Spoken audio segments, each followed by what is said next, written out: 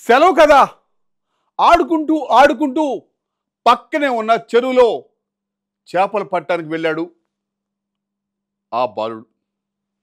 But ఆ చెరువు ఒక మానవత్వం లేని మూర్ఖుడిదని ఆ బాలుడు తెలుసా? తెలీదు. ఎలా అంటే కర్కశంగా కొట్టాడు. కుక్కలు కట్టేసే గొలుసుతో ఆ చిన్న పిల్లోడిని కట్టేశారు.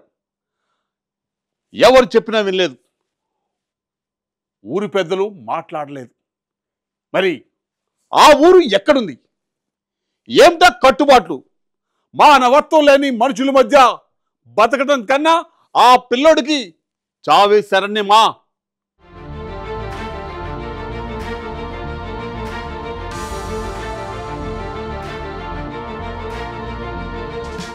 మనుషులలో రాను రాను మానవత్వం మంటగలుస్తోంది. తాజాగా మరో ఘటన నిడమరులో వెలుగు చూసింది.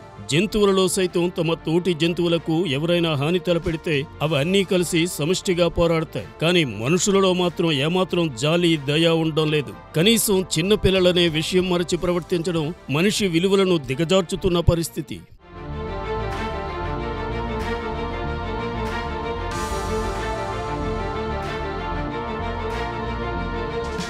విచక్షణ మనిషిని కొన్నిసార్లు ఉన్నతమైన వ్యక్తిగా మలిచితే మరికొన్నిసార్లు పతనానికి కారణమవుతుంది. పక్షులు, మూగజీవులు, అభం, శుభం, పాపం, పుణ్యం తెలియని పిల్లలు ఉద్దేశపూర్వకంగా తప్పులు చేయరు. కానీ విచక్షణ ఉండి వయస్సు వచ్చిన వ్యక్తులు సైతం అమానవీయంగా ప్రవర్తించడం సమాజంలో చాలాసార్లు వెలుగు చూస్తున్నాయి. ఒక పిల్లవాడు తప్పు చేశాడని అతన్ని కుక్కను కట్టేసినట్లు గొలుసులతో బంధించేసిన ఘటన ఏలూరు జిల్లాలో కలకలం రేపుతోంది.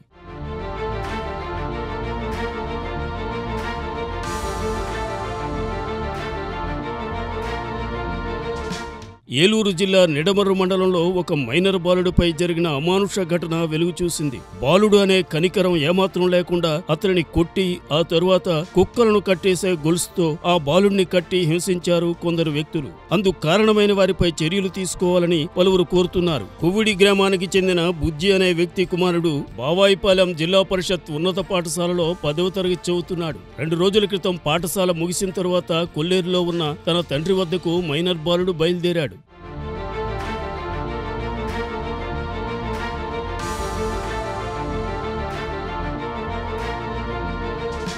అయితే క్రొవ్విడి గ్రామానికి చెందిన వెంకన్న, పాండు అనే 2 వ్యక్తులు ఆ మైనర్ బాలుడిని పట్టుకున్నారు. కొల్లేరు 5వ కాంటూర్ పరిధిలో జిరాయితీ భూముల్లో ఉన్న చేపల చెరువుల్లో చేపలు పట్టాడని ఆగ్రహం వ్యక్తం చేస్తూ బాలుడిని తీవ్రంగా కొట్టారు.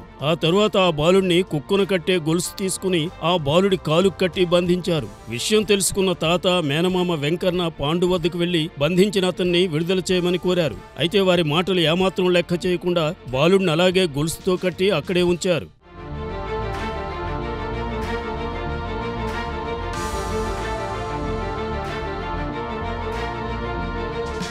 బాలుడి తాత, మేనమామ విషయాన్ని గ్రామ పెద్దల దృష్టికి తీసుకెళ్లి పిల్లాడిని రక్షించమని కోరారు. దాంతో గ్రామ పెద్దలు పాండు, వెంకన్నలను మందలించి బందీలుగా ఉన్న బాలుడిని విడిపించారు. అయితే విషయం 2 రోజుల పాటు ఎవరికీ తెలియకుండా గోప్యంగా ఉంచారు.